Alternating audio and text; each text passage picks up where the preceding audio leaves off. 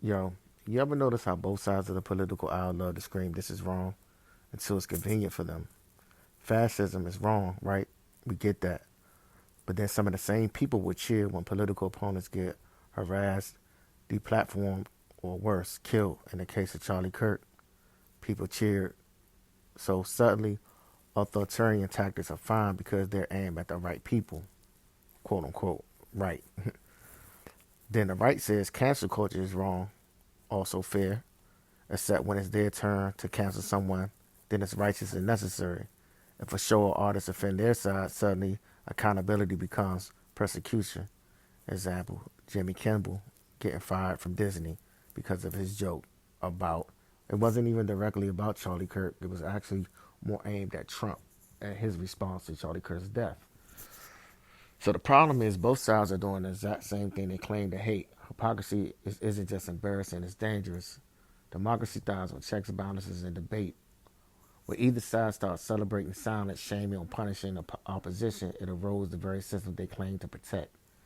Examples are everywhere. Left-wing mobs cheering when politicians face threats or shouted down at events. The right-wing voices applauding boycotts, bans, or corporate pressure against shows, actors, or journalists who disagree with them.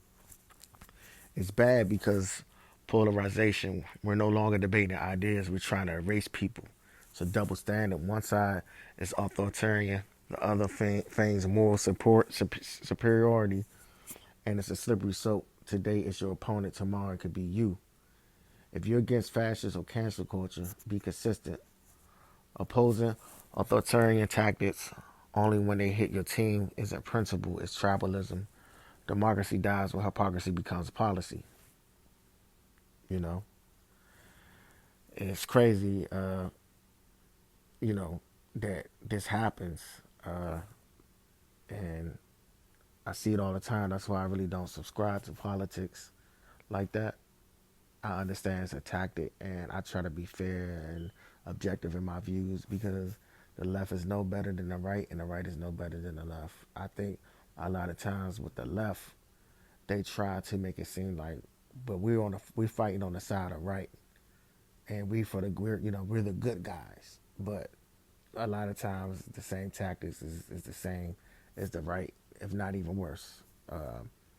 So it just goes to show you we living in some weird times right now, and yeah, I don't subscribe to it, man.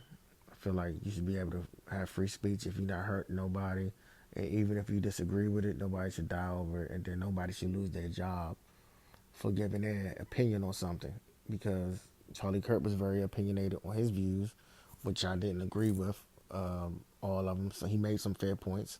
I can't deny that, and I can't lie to myself and say he didn't make some fair points.